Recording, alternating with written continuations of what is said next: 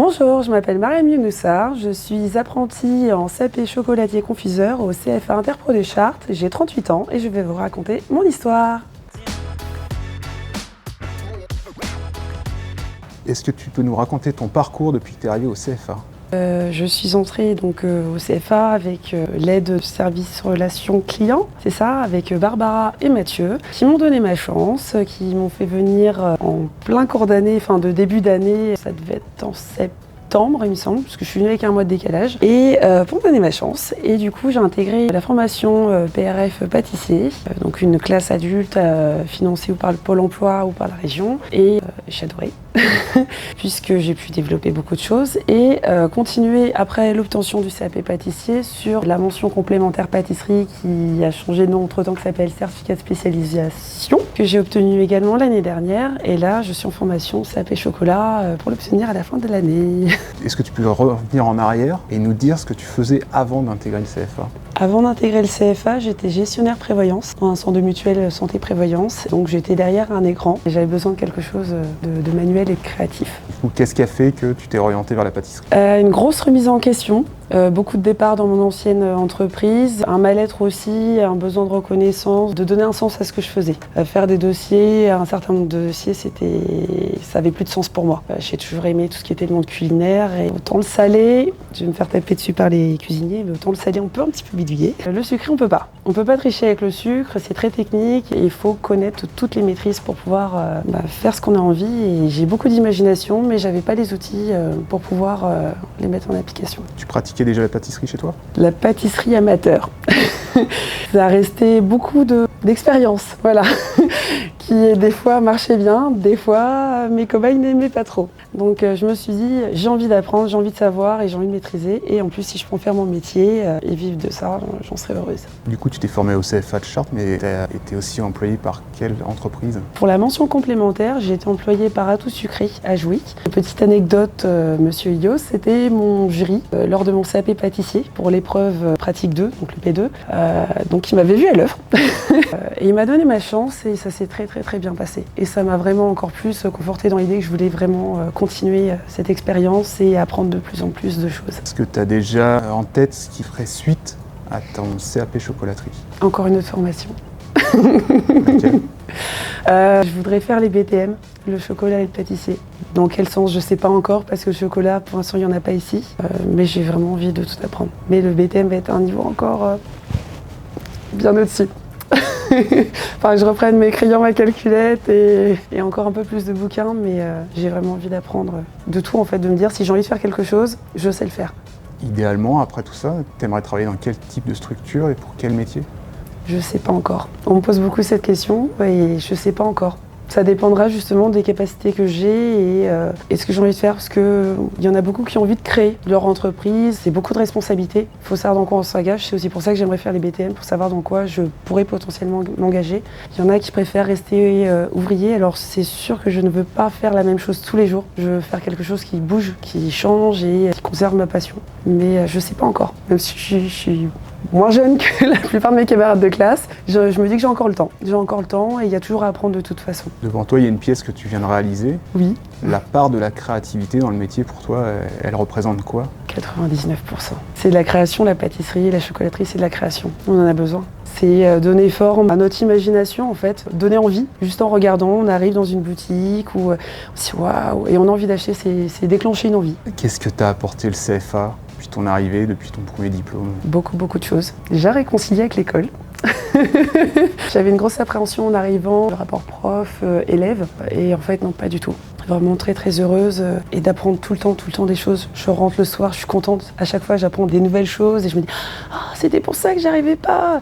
Ah, je vais réessayer à la maison parce que ça, c'était comme ça, ok. » De pouvoir discuter, de partager et j'adore même en cours. Au début, les professeurs ont un peu du mal avec ma curiosité assez excessive et finalement, s'ils sont habitués, ont compris que vraiment je me passionne et j'ai besoin de savoir pour comprendre comment tout fonctionne et ça me plaît. Tu évolues dans un groupe de combien de personnes ? Comment ça se passe au niveau de l'ambiance, l'entente ? Alors dans la classe actuelle, on est 11 maintenant. La moyenne d'âge est plutôt côté jeune, 18-19 ans, que proche de mon âge.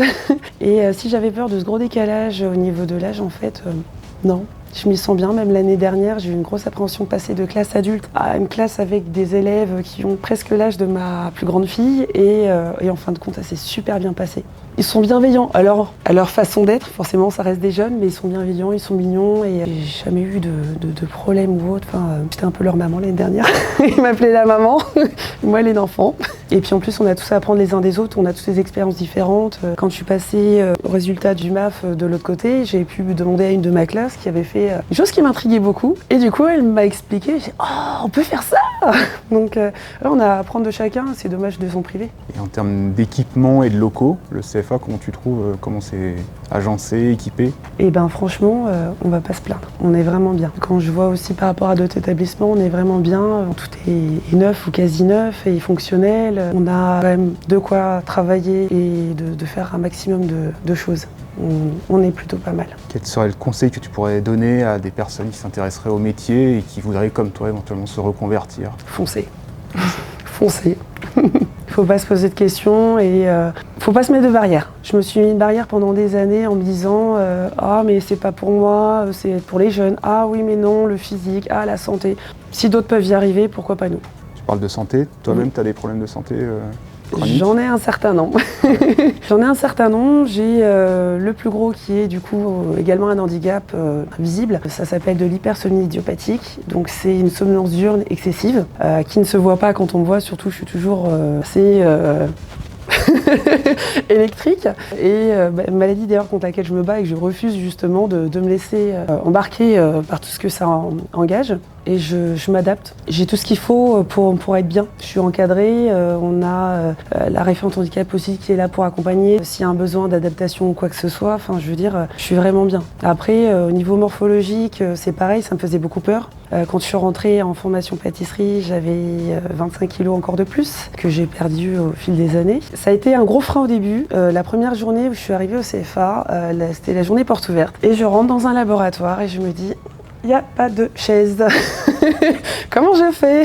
Je vais pas pouvoir m'asseoir, ça va être compliqué. Je passe de 16 ans assis sur une chaise, là, je vais rester debout tout le temps. Est-ce que mes genoux vont tenir? Est-ce que je vais pas avoir envie de me vachir dans un coin? Et en fait, non. On bouge tout le temps. Puis on est tellement animé dans ce qu'on fait qu'au final, je la sens pas. Limite, quand on est en cours assis, c'est là où j'ai envie de me mettre debout et de bouger. Ça se fait. Après, faut pas non plus forcer, ça dépend de la santé de chacun. Mais moi, je veux pas me laisser bouffer par et je le fais. Tant que je peux, je le ferai. T'as des enfants, t'as dit? Oui, 2 filles. De quel âge? 14 et 4 ans. Celle de 14 ans, si elle venait à s'orienter vers une voie type CFA, comment toi tu réagirais? Je lui dirais pas non, mais je lui dirais de continuer jusqu'au bout. De pas s'arrêter à la phase où beaucoup s'arrêtent, c'est-à-dire on a le premier diplôme, on s'arrête. Tout comme quand on est au lycée, on a le bac, et hop, ça y est, on va aller travailler. De continuer. Je lui dis peu importe le métier que tu veux faire, je te suis. Je dis mais tu vas jusqu'au bout. Peu importe le métier, je veux que tu sois ton propre patron. Je veux que tu puisses te débrouiller, quelle que soit la situation, ou te retourner, d'aller dans une entreprise ou une autre, mais de pas être dépendante et de pouvoir évoluer continuellement. Pas de rester figé.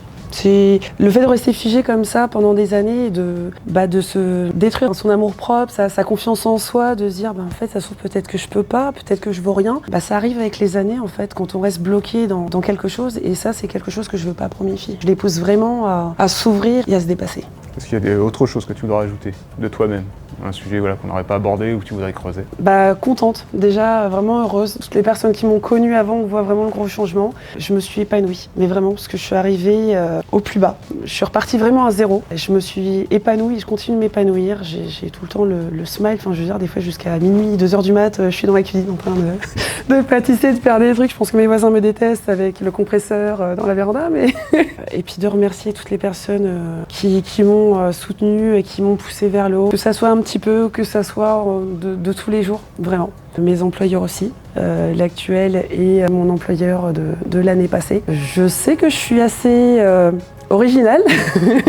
Je sais que je fonctionne pas forcément comme tout le monde, je suis un petit peu dans mon monde. Mais justement, la tolérance et la bienveillance en fait. Il y a eu envers moi de pas me sentir jugée ou mise à l'écart en disant oh, elle fait des trucs toujours. Et en fait, c'est ça qui m'a redonné confiance en moi et me dire mais en fait, mes idées aussi, elles valent quelque chose, je vaux quelque chose aussi. Et à chaque fois que je me lance dans quelque chose, alors, je vais les faire tester. Et le retour, c'est ça, genre la connaissance dont je parlais, que j'avais besoin. C'est quand on me dit ah ouais, c'est bien, ah ouais, c'est bon. Pas pour me faire plaisir, mais en me disant oui. Et je me dis mais en fait, oui, ça passe. Mais j'ai le droit, en fait, je peux aussi dire que je fais quelque chose de bien et ça fait du bien. Et ça encourage et qui sait, peut-être de grandes choses plus tard, j'espère. j'espère. Qu'est-ce qu'on peut te souhaiter pour la suite?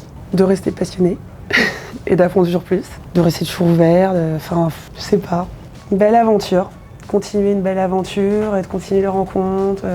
Moi, j'essaie toujours d'avancer, tout le temps. Tout ce qu'il y a à apprendre, je le prends. Que ça soit au niveau de tout le personnel encadrant qui est vraiment au top. Et ça, je le dis, et vraiment, en toute sincérité, chacun d'entre eux, j'ai pas le même œil que les enfants, et vraiment, ils sont vraiment au top. Et sans eux, on pourrait pas transmettre cette passion aussi. Il faut vraiment pouvoir captiver quelqu'un pour qu'il puisse derrière pouvoir le réaliser. Si on comprend pas, on peut pas le faire, mais il faut pas lâcher. Qui que ce soit et dans quoi que ce soit, dans le domaine où on veut s'engager, il faut vraiment y aller à fond et y aller pour soi et pas lâcher.